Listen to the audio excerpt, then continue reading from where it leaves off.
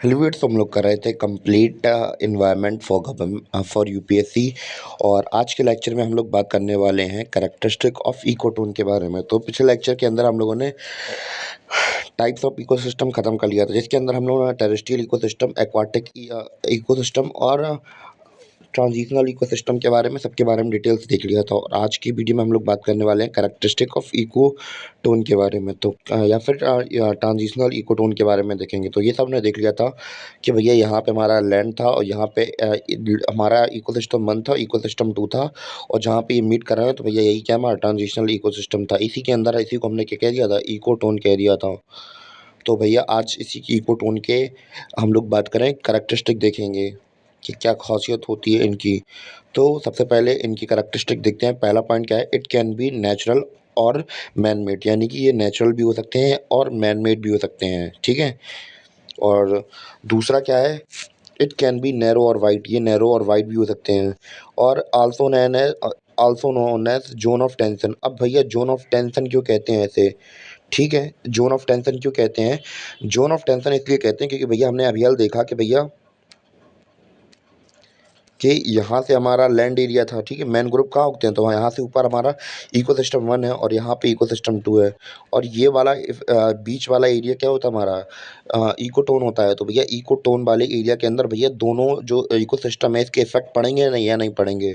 Effect पड़ेंगे तो भैया यहाँ पर टेंशन की रेट होगी, तो भैया इसीलिए इसे क्या कहा जाता है, जोन ऑफ टेंशन कहा जाता है इसे।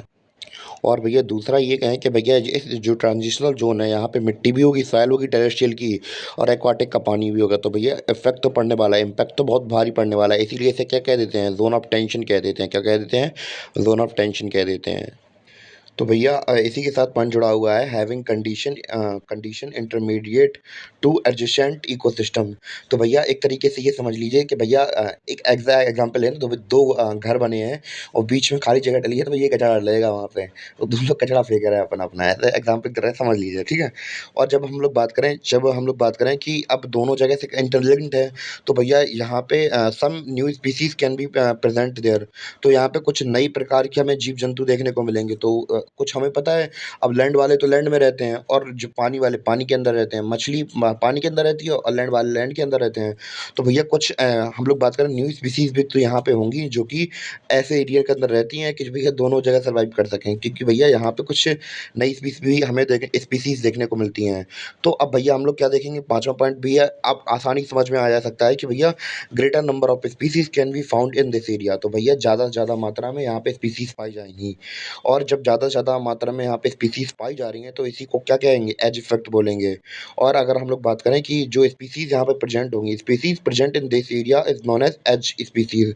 और इस प्रकार के एरिया के अंदर जो स्पीसीज हमें मिलती हैं उन्हें क्या कहते हैं, एज स्पीसीज कहते हैं। तो सारे कैरेक्टरिस्टिक समझ में आया आपको इकोसिस्टम के? अगर कुछ भी डाउट लगे तो प्लीज़ कमेंट कर देना, हाँ सर यहाँ पे डाउट है तो please explain me sir again, तो सो मैं एक्सप्लेन कर दूंगा। उम्मीद है कि आपको समझ में आया हो। तो भैया अब हम लोग बात करने वाले हैं इम्पोर्टेंस ऑफ इकोटोन के बारे में। तो इम्पोर्टेंस ऑफ इकोटोन के बारे में मैं आपको लिखवा, यहाँ पे सीट पे लिखा तो नहीं है पर मैं आपको मौखली बता दे रहा हूँ कि इम्पोर्टेंस क्या है। तो भैया हमने यहाँ पे एज इफेक्ट देखा था, तो एज इफेक्ट की वजह से क्या हो रहा है यहाँ पे, तो पॉइंट लिखिए। तो सबसे पहला पॉइंट होगा हमारा greater greater diversity and variety of living organism due to edge effect.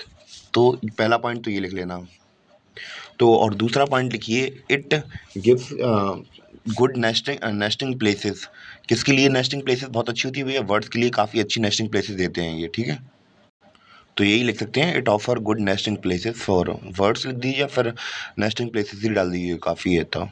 सो अब लास्ट पॉइंट हमारा ये है कि भैया ये एक्ट करता है ट्रांजिशनल जोन या फिर इकोटोन हमारा एक मार्शलैंड है, ये बफर जोन की तरह एक्ट करता है। तो भैया ये दोनों इकोसिस्टम को बचाता है। तो भैया जो भी पोल्यूटेंट हैं लैंड के, तो भैया वो अगर सी में आते हैं तो भैया उन्हें रोकता है, और जो सी से आता है तो जो लैंड की तरफ आता है तो ये उधर से रोकता है। तो ये इस एज अ बफर जोन काम करता है। क्लियर इतना?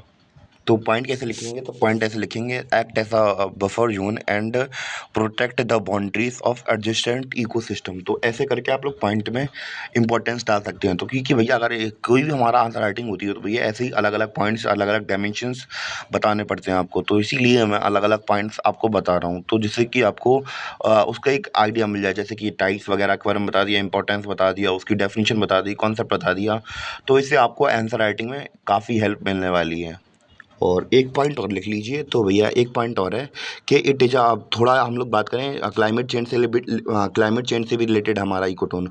तो it is a sensitive indicator of climate change, ऐसे करके पॉइंट डाल लीजिए, it is a sensitive indicator of climate change. तो अगर रीज़न की बात करें तो रीज़न क्या है, तो जैसे कि अगर हम लोग बात करें जब क्लाइमेट चेंज होता है तो भैया सीधे यहाँ पे हमें इकोटोन के अंदर चेंजेस देखने को मिलते हैं, इनकी बाउंड्री शिफ्ट हो जाती हैं। तो भैया जब क्लाइमेट चेंज होता है तो हमारे जो इनकी इकोटोन की बाउंड्रीज हैं वो शिफ्ट होने लगती हैं।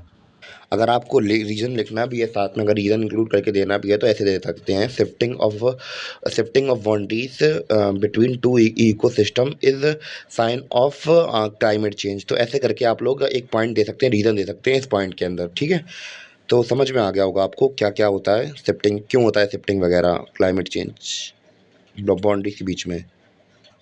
और हाँ, आज का लेक्चर केवल यहीं तक था, काफ़ी छोटा लेक्चर था मुझे पता है। और अगले लेक्चर में भैया हम लोग बात करेंगे अगले कॉन्सेप्ट के बारे में, जिसका नाम है habitat and niche of a ecosystem. तो अगले चैप्टर में इसके बारे में डिस्कस करेंगे। तो मिलते हैं अपने अगले वीडियो में। अगर जिन्हें नोट्स बनानी है तो भैया ऑब्वियसली नोट्स बना सकते हैं यहीं से भी। और बाकी एक्सप्लेनेशन की बात है तो भैया हम लोग इसको हैबिटेट एंड नीश को अगले लेक्चर में डिस्कस करेंगे। तब तक के लिए बाय।